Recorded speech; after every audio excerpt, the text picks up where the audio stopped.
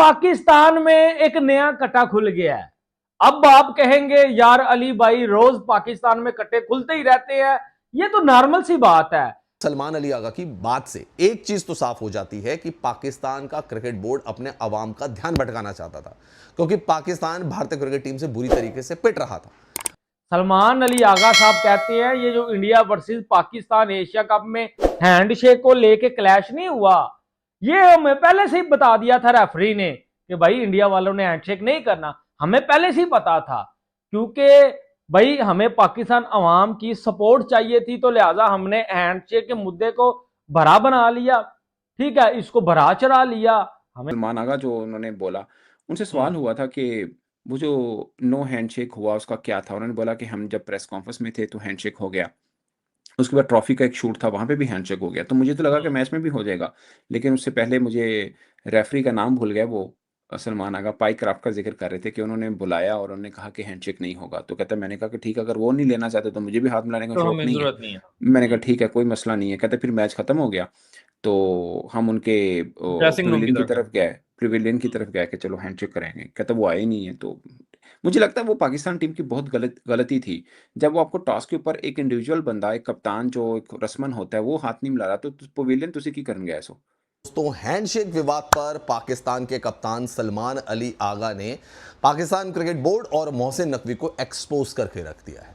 दूध का दूध और पानी का पानी कर दिया है और यह बता दिया है कि हैंडशेक कंट्रोवर्सी में एक्चुअल में जिसने तड़का डाला था वो इंडिया नहीं था, वो पाकिस्तान था। दोस्तों, तो फिर आईसीसी ने बोला कि अबे बेकारियों, दुनिया से तुम्हारा नामो निशान मिट जाएगा, गरीब हो जाओगे। तो फिर हमने मामला सारा चेंज किया। हमने जाके आईसीसी के पाँव में जो घुटने टेक दिए। हमने बोला ना भाजी, ऐसा नहीं हो सकता। ये ना हो कि आप जब हमें बैन कर दें, यहाँ हम भाईजान बिल्कुल गरीब हो जाए, पाकिस्तान क्रिकेट बोर्ड सर के ऊपर आ जाए। हमने बोला चलो इंडिया के साथ खेलते हैं, हारना तो है ही। तो सलमान अली आगा की बात से एक चीज तो साफ हो जाती है कि पाकिस्तान का क्रिकेट बोर्ड अपने अवाम का ध्यान भटकाना चाहता था, क्योंकि पाकिस्तान भारतीय क्रिकेट टीम से बुरी तरीके से पिट रहा था। अभिषेक शर्मा उनकी बड़ी जबरदस्त धुनाई कर रहा था। भारतीय जो गेंदबाज थे वो चढ़कर गेंदबाजी कर रहे थे। और ये जब लीग मैच और सुपर 4 का जो मैच आता है, वहां पे दो बार हारते हैं भारत से। उससे ध्यान भटकाने के लिए पहले तो इस शांत रहते कि ठीक है, हाथ नहीं मिला रहे भैया, ये नहीं हुआ वो नहीं हुआ, हाय तौबा मचाते। लेकिन उसके बाद ये एक बड़ा मुद्दा उसको बना लेते हैं कि पाकिस्तान टीम पुल्ड आउट कर देगी, भारतीय टीम के साथ नहीं खेलेगी। और ये मोहसिन नकवी, नजम सेठी, रमीज राजा मीटिंग करते हैं भाई साहब, 3-3 घंटे मीटिंग करते हैं, प्रेस कॉन्फ्रेंस करते हैं और फिर बोलते हैं कि मैच रेफरी को हटाया जाए क्योंकि उसने हैंडशेक नहीं करवाया। अब बताइए, मैच रेफरी इनको पहले ही बता चुका था। ये सलमान अली आगा के रीसेंट पॉडकास्ट में सलमान अली आगा ने बताया। लेकिन एशिया कप में क्या किया इन्होंने एशिया कप में बोला कि मैच रेफरी को हटाया जाए। जब मैच रेफरी के साथ मीटिंग होती है तो उसको सोशल मीडिया पर डाल देते हैं। क्या तरीका है? ट्रॉफी जो हम जीतते हैं एशिया कप की, उसको मोहसिन नकवी लेकर भाग जाता है। कोई याद नहीं रख रहा कि वो फैंटे से मुझे याद आया जो फाइनल में उन्होंने कहा मेरे से सबसे बड़ी गलती हुई है, वो आप भी मानते हैं गलती हुई है? यार वो कैलकुलेशन ये थी उस मैच की कि 36 बॉलों पे 64 रन चाहिए थे इंडिया को जीतने के लिए। 83 फॉर 4 और विकेट आउट थे बिल्कुल उनके। फंसा हुआ विकेट था, ऐसा तो फंसा नहीं था विकेट कि था, सीधा 147 चेस कर रहा था ना इंडिया। जी तो जी 15वां ओवर किया था हारिस रऊफ ने, जिसमें हम्म उनको 17 रन हो गए थे, जहां से मोमेंटम बना था। मतलब देखे ना, 36 बॉलों पे 64 चाहिए, तो 10 की एवरेज बनती है। अगर एक में 17 बन गया तो ऑलमोस्ट उसने 2 ओवर का रन बना लिए एक ही में। समझ रहे हैं आप बात को? तो वहां से अगला ओवर 16वां ओवर फिर अबरार ने भी कर दिया था, उन्होंने भी 11 खा लिया, यानी उनको 11 ही बचाना था, वो खा लिया था उन्होंने भी एक तरह से। तो वो सलमान आगा कह रहे थे कि मेरे ख्याल में शायद मैं कंटिन्यू ही रखता है बरार के साथ तो ज़्यादा बेहतर होता। वो गलत ओवर चला गया था हारिस रऊफ का। मगर ये बात उनकी ठीक है कि उस अगर टिपिकल एशिया कप की अगर बात करें तो उससे पहले 2 मैच में हारिस रऊफ ने बहुत तगड़ी बॉलिंग भी की थी। ये भी एक बात मानने वाली है। सबसे अच्छी बॉल पाकिस्तान की तरफ से उसी ने ही की थी। तो आप उसको फाइनल से बचा तो नहीं सकते। वो अलग बात है कि उससे पहले भी उसको रन हो गए थे। लेकिन ठीक है, अब हारिस रऊफ का यही होता है। वो मतलब 2 ही गेयर हैं, या बहुत रन खाएगा या अगली टीम को आगे लगा देगा। वो अलग बात है कि वो रेशो ज़्यादा रन खाने की है उनकी, मगर कई मैच उसने बंदे ने साइड पे भी अलग हम भूल जाते हैं। इंग्लैंड वाला मैच मुझे याद है, लाहौर में वर्ल्ड कप 2022 से पहले उसने जितवाया भी था आपको डेथ ओवर में आके। मगर वो सना भाई, वो जब बायलैटरल सीरीज होती है ना तो वो एक और रंग में नजर आते हैं जो मैंने अभी तक ऑब्जर्व किया। मगर जो सही कह रहे हैं, ये एग्री बड़े है, मैच बड़े मंच के ऊपर जब आपने परफॉर्म करना था, या जिस मैच में आपको परफॉर्म करना चाहिए, या जिस मैच पे टीम ने आपके ऊपर तकिया किया था, उस मैच में आपको परफॉर्म करना चाहिए था, वो फिर एक अलग मैटर हो जाता है। कि पाकिस्तान में एक नया कटा खुल गया है। अब आप कहेंगे यार अली भाई रोज पाकिस्तान में कट्टे खुलते ही रहते हैं, ये तो नॉर्मल सी बात है। लेकिन जो भैन पड़की सलमान अली आगा ने पॉडकास्ट में की है ना, इस चीज का मुझे पहले से आइडिया था। सलमान अली आगा साहब कहते हैं ये जो India versus Pakistan Asia cup में हैंडशेक को लेके क्लैश नहीं हुआ, ये हमें पहले से ही बता दिया था रेफरी ने कि भाई इंडिया वालों ने हैंडशेक नहीं करना। हमें पहले से ही पता था, क्योंकि भाई हमें पाकिस्तान अवाम की सपोर्ट चाहिए थी, तो लिहाजा हमने हैंडशेक के मुद्दे को भरा बना लिया। ठीक है, इसको भरा चढ़ा लिया। हमें पता था यार इंडिया से तो हम जीत कोई नहीं सकते, तो लिहाजा पाकिस्तानी अवाम का ध्यान हैंडशेक के ऊपर लगा रहे, इधर से हमें इंडिया कुत्ते की तरह जो है वो पेलता रहे, नो टेंशन। फिर हम सुपर 4 में भी हारे, फिर हम एशिया कप में भी हारे, लेकिन फाइनल तक अवाम का जो है वो ध्यान हमारी परफॉर्मेंस के ऊपर कोई नहीं आया।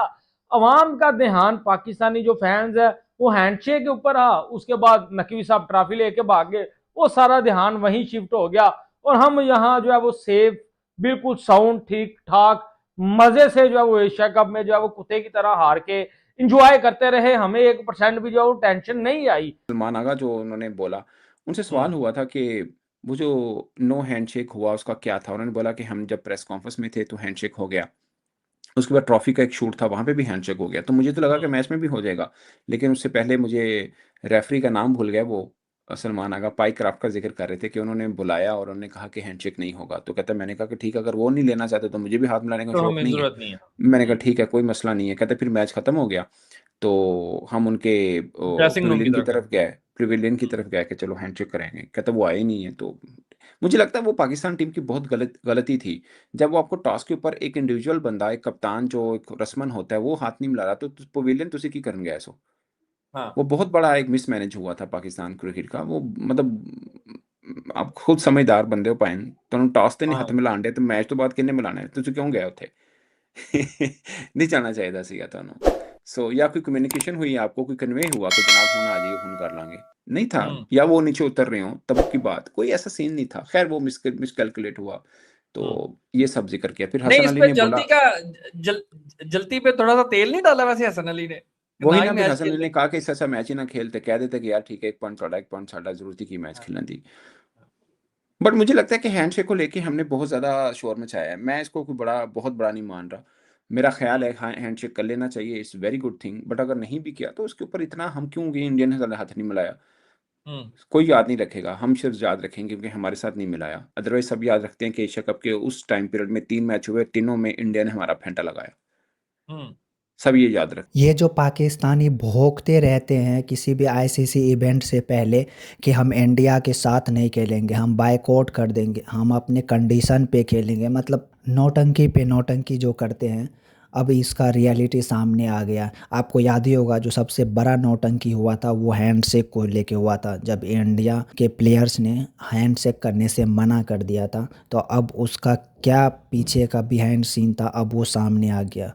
पाकिस्तान के कप्तान सलमान अली आगा ने खुद इस बात को रिवील की कि एक्चुअल में हुआ क्या था। तो देखो बात ये थी कि पाकिस्तान के कप्तान सलमान अली आगा को मैच से पहले ही बता दिया गया था कि इंडिया के जो कप्तान और प्लेयर्स है वो आप लोगों से हाथ नहीं मिलाना चाहते, ये बात उनको अच्छी तरह से बता दिया गया था। लेकिन सलमान अली आगा ने मैच के बाद भी वेट किया कि मतलब आ जाए हाथ मिला ले। लेकिन भाई तुम भूल कैसे जाते हो कि जब तुम्हें बता दिया गया तो तुम वहाँ पे जाके नौटंकी करने की क्या ज़रूरत है कि तुम ये दिखाना चाह रहे हो कि देखो हम तो चाह रहे हैं हाथ मिलाना, वो नहीं चाह रहे हाथ मिलाना। भाई मतलब थोड़ी सेल्फ रिस्पेक्ट की भी बात होती है ना, जब तुम्हें बता दिया गया तो नौटंकी करने की क्या ज़रूरत थी। और द थिंग इज़ दैट कि सबको पता है कि पाकिस्तान को कितनी बुरी तरह से हम हमेशा ही हराता आ रहे हैं, और उसमें तो हद ही पार हो गई, हम सारे ही मैच पाकिस्तान को एकदम बुरी तरह से हराए। तो अब क्या था ना, पाकिस्तान के आवाम को भटकाने के लिए मोहसिन नकवी ने ये चूड़न दे दिया और इसको बहुत बड़ा मुद्दा बना दिया, जबकि चीज़ें पहले से ही क्लियर थी और शॉर्ट आउट थी, पहले से ही बता दिया गया था पाकिस्तान को।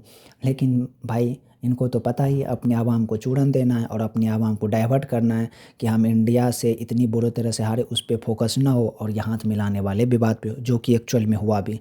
पाकिस्तान के लोग भी वैसे हैं, तुरंत बेवकूफ़ बन जाते हैं यार ये लोग।